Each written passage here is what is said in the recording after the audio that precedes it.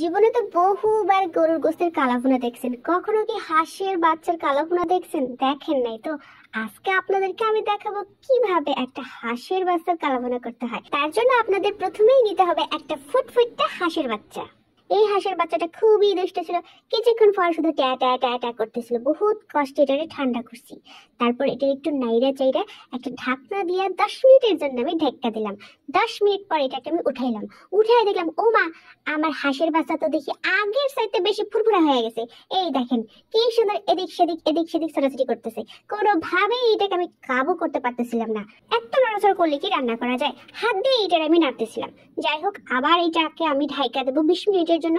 20 minute পরে দেখেন আরেকটু কালারটা ডিপ হয়েছে। এইটাকে এখন আরেকটু নাড়াচাড়া করে আবার ঢাইকা দিলাম। 1 ঘন্টা পর ঢাকনাটা উঠাইয়া দেখি, ও বাবা, কি সুন্দর কালাভুনা রেডি হয়ে বসে আছে, তাই না? এত সুন্দর কালাভুনার রেসিপি কখনো দেখছেন? আরেকটা কথা আমি বললাম, এই হাঁসের বাচ্চার কালাভুনার রেসিপি কিন্তু শুধুমাত্র দেখার জন্য, খাওয়ার জন্য নয়। ঠিক আছে, সবাই খুব ভালো থাকবেন। টাটা।